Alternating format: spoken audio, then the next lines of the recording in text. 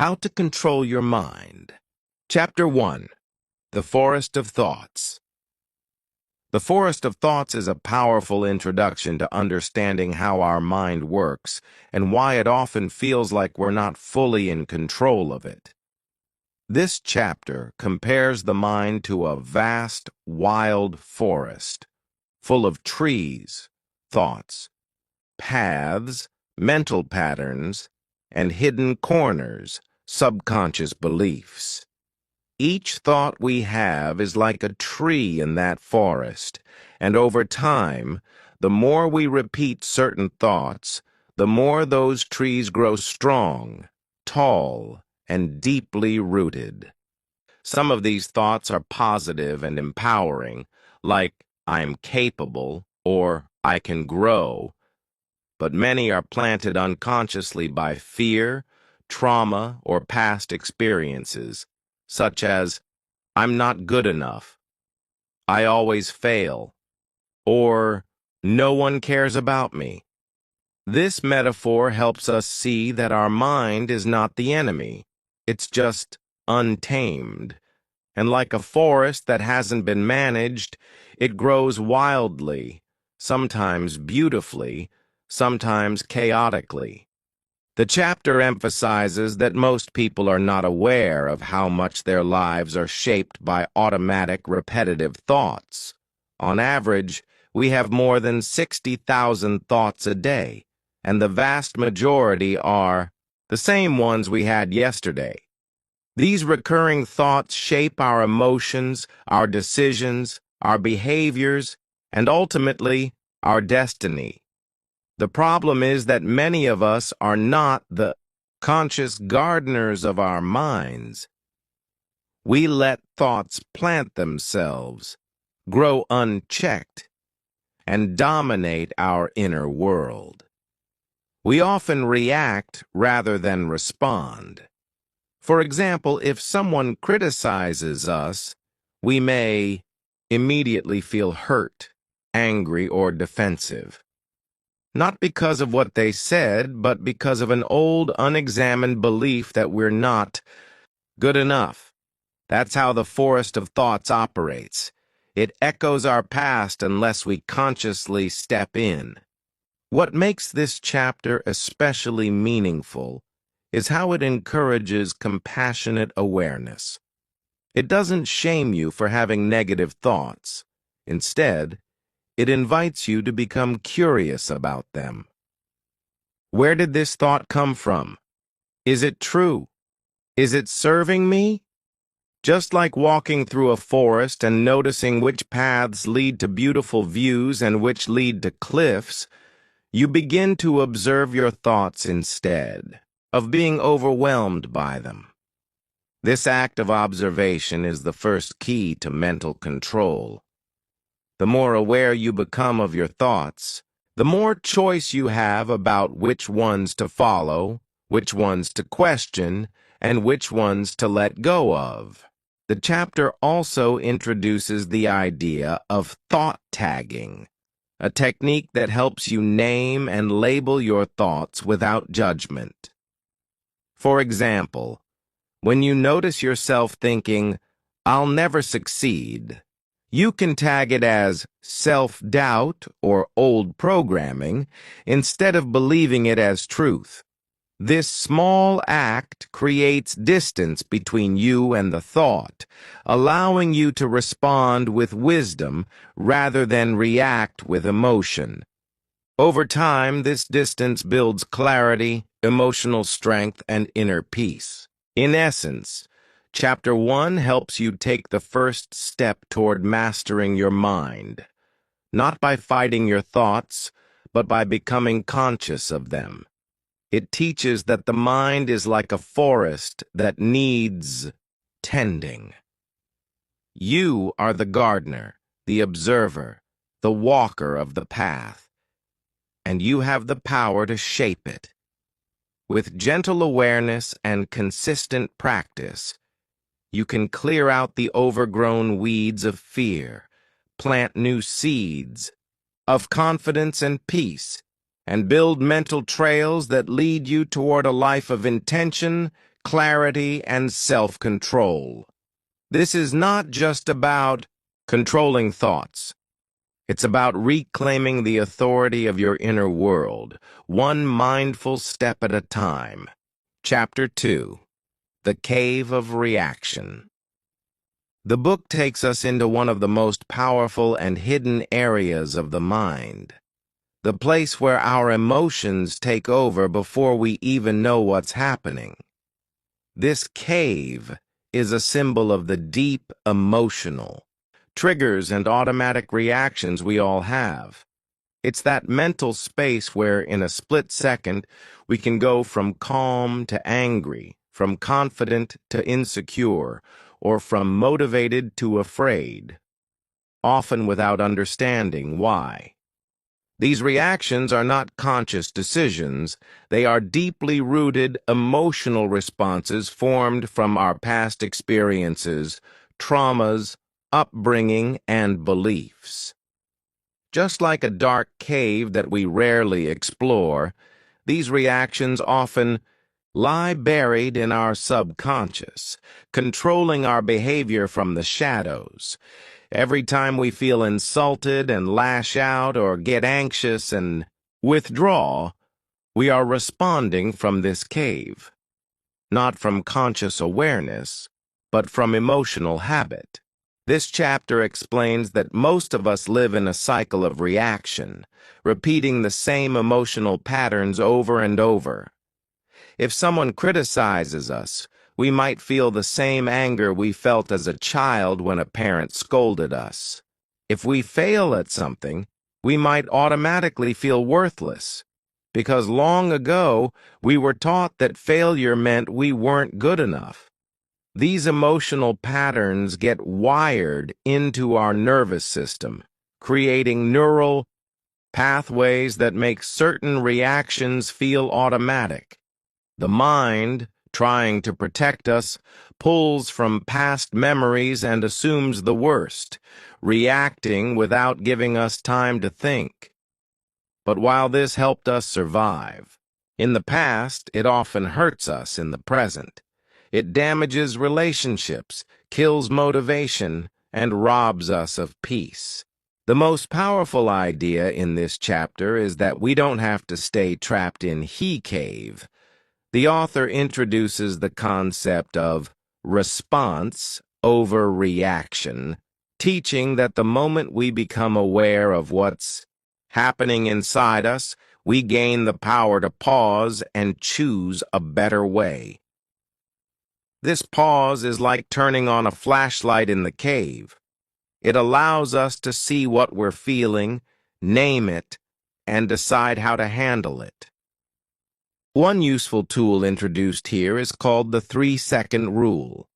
When you feel triggered, give yourself 3 seconds to stop, breathe, and ask, what am I really feeling, and is this reaction serving me?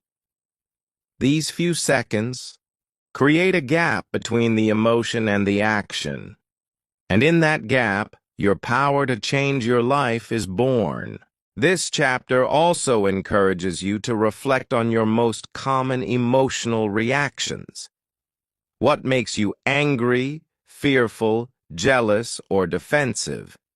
Instead of judging yourself, the author asks you to explore these reactions with compassion, like a curious explorer in the cave. Where did this come from? When did I first feel this way? Is this emotion even true now, or am I living in an old story? Over time, this kind of gentle, conscious self-inquiry helps you retrain your mind, making it less reactive and more resilient. Ultimately, the cave of reaction is not just about controlling emotions, it's about taking back your inner power. It's about realizing that you are not your anger, fear, sadness, or frustration. Those are just signals, not definitions of who you are.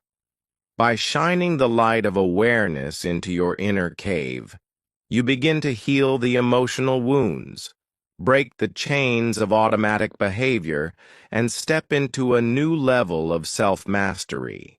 With practice, patience, and kindness to yourself, you stop being a prisoner of your reactions and become the conscious creator of your responses. That's when you truly begin to control your mind and your life. Chapter 3. The Tower of Beliefs. In Chapter 3, The Tower of Beliefs, the book reveals one of the most powerful forces shaping our lives, our beliefs. These are the thoughts we've accepted as truth, without question, and they form the towering structure that defines how we see ourselves, the world, and what we believe is possible. Imagine your mind as a grand tower, built brick by brick with beliefs gathered throughout your life. Some bricks are strong and supportive. I can learn anything. I deserve to be happy. I am capable. But many others are weak or even harmful. I'll never be good enough. Money is evil. I always mess things up. These limiting beliefs can turn the tower from a place of power into a mental prison. What makes this chapter so meaningful is that it helps you understand that you didn't choose many of your beliefs consciously. They were planted by others. Parents, teachers, culture, religion, media, and early experiences all shaped your belief system when your mind was still wide open, especially in childhood when we absorb ideas without judgment. The author emphasizes that beliefs are not facts. They are just repeated thoughts that we've accepted as truth over time. For example, if you were told repeatedly that you weren't smart, you may now believe it without even realizing it's just a story, not reality. This belief then silently influences your actions. You hesitate to speak up, you avoid challenges, or you sabotage opportunities. Beliefs are powerful because they act like filters. You don't see the world as it is. You see it as your beliefs allow you to. If your tower is built on fear or doubt, you will interpret life through fear and doubt. If it's built on confidence and possibility, you'll act with courage and vision. The chapter invites you to take a hard and honest look at the structure of your tower and ask, who built this? Do these beliefs still serve me? Which ones must I tear down and which ones do I want to build up? One powerful technique introduced here is the belief audit. This is a practice where you write down the most common thoughts you have about yourself, your future, money, success, love, failure, and happiness. Then you question each one. Is this absolutely true? Where did I learn this? What would be a more empowering belief to adopt instead? By doing this regularly, you begin to chip away at the bricks that don't serve you, replacing them with stronger, truer, more conscious thoughts. The author also recommends using affirmations and visualization to reinforce new beliefs, because just like the old ones were formed through repetition, so are the new ones. If you say every day, I am growing smarter and more confident, your brain begins to rewire, and over time your tower becomes a place of strength. What makes the Tower of Beliefs so transformative is its message that you are not trapped by the beliefs you inherited. You can rebuild your mental tower at any time. Yes, it takes effort. Yes, it takes patience. But the reward is immense. A mind that supports your dreams instead of sabotaging them. A life led by possibility rather than fear. A self-image rooted in truth rather than insecurity. In the end, this chapter teaches us that controlling your mind is not just about silencing negative thoughts. It's about upgrading your internal belief system so that every thought, every emotion, and every action rises from a solid foundation of purpose, worth, and power. Once you reshape the tower of your beliefs, you begin to rise with it, stronger, freer, and ready to live the life you were meant to create. Chapter 4. The Garden of Focus. In Chapter 4, The Garden of Focus, the book offers a beautiful and powerful metaphor for understanding how our attention shapes our entire reality. Imagine your mind as a vast garden. Every thought you think, every image you dwell on, and every emotion you feed is like planting a seed in that garden. Some seeds grow into flowers of joy, peace, clarity, and purpose. Others grow into weeds of stress, fear, distraction, and doubt. The key message in this chapter is simple but deeply meaningful.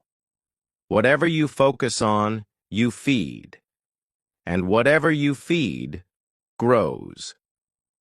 Your focus is like sunlight and water combined. If you constantly focus on what's wrong, what you lack, or what scares you, those thoughts will multiply and take over your inner garden. But if you learn to direct your focus on gratitude, growth, and goals, you begin to transform your mental landscape into a place of strength and clarity. This chapter explains that focus is not just about paying attention, it's about choosing what deserves your attention. In today's world, where distractions are everywhere, social media, news, endless notifications, it's easy to let your focus be hijacked. But when you lose control of your focus, you lose control of your mind. You become reactive, anxious, and scattered. The chapter urges you to reclaim your focus, to become the conscious gardener of your thoughts. It introduces the idea of mental weeding, a daily habit of checking in with yourself and noticing which thoughts are draining your energy or pulling you away from your true path. The author encourages you to gently pull those thoughts out, not with judgment, but with awareness, and replace them with ones that uplift and inspire you. One powerful exercise in this chapter is the focus filter. You write down what your top 3 priorities are, whether in health, work, relationships, or personal growth, and then ask, does what I'm thinking about or doing right now support these priorities? If the answer is no, it's time to shift your focus. The book also recommends practicing mindfulness and single tasking to train your brain to stay present. When your mind is always jumping from one thing to another, you not only waste energy, you lose the ability to think deeply and calmly. But when you focus deeply on one thing at a time, like watering one flower with care, it blossoms faster and stronger. This is how you train your mind to work for you, not against you. What makes the Garden of Focus such a meaningful chapter is that it gives you both clarity and control. You realize that your mind doesn't have to be a chaotic jungle. It can be a peaceful, powerful garden. You just have to decide what you want to grow. Focus becomes more than just a mental skill. It becomes a way of life, a way to design your thoughts with intention, to protect your energy, and to create a future that reflects your deepest values. In the end, the chapter teaches that controlling your mind starts with controlling your focus, because every thought you water today becomes the fruit you harvest tomorrow. When you become the master gardener of your focus, you begin to shape a life of meaning, peace, and unstoppable growth. Chapter 5. The Lake of Silence. We are gently invited to step away from the noise of the outer world and journey inward to a place of stillness, calm, and deep awareness. The chapter uses the metaphor of a tranquil lake to describe the quiet, peaceful state of mind that exists beneath the surface of our everyday thoughts and emotions. Just like a lake that becomes murky and stormy when the wind stirs it, our minds become cloudy, with constant thinking, overanalysis, worry, and stress. But beneath those ripples lies a clear, deep stillness, a natural silence that, when accessed, brings clarity, peace, and power. This chapter teaches that silence is not the absence of sound, but the absence of mental noise. It is in this silence that we begin to truly hear ourselves, feel our truth, and reconnect with who we are beyond the chaos of the world. The modern world is full of distractions: phones buzzing, constant talking, background noise, to-do lists, and information overload. Most people have forgotten what true silence feels like. This chapter reminds us that silence is not something to fear. It's something to treasure. It's in silence that we begin to observe our thoughts rather than get lost in them.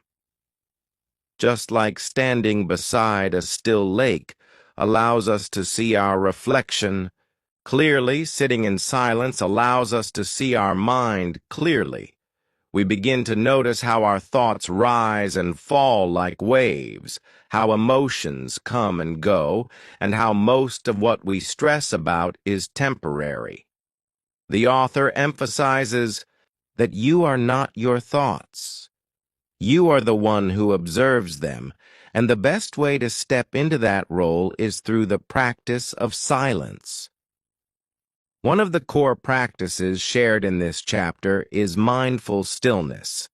Taking just 5 to 10 minutes a day to sit quietly, breathe slowly, and simply watch your thoughts without judgment. You don't need to do anything. You just need to be. This practice may feel uncomfortable at first, especially if you're used to constant mental activity. But the more you do it, the more your mind begins to settle, like muddy water that becomes clear when left undisturbed. Over time, the lake of silence becomes a place you can return to whenever life gets overwhelming. It becomes your inner sanctuary where stress dissolves, answers arise, and intuition speaks. The author also explains how silence is not just personal, it affects how we interact with the world. When you cultivate inner silence, you become a better listener, more patient, more present. You stop reacting impulsively and start responding wisely. You make better decisions because you're not acting from fear or noise, but from clarity and calm.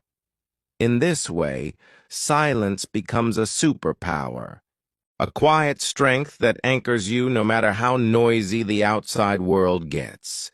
Ultimately, the lake of silence is a reminder that beneath all the striving, thinking, and doing, there is a peaceful presence within you waiting to be rediscovered.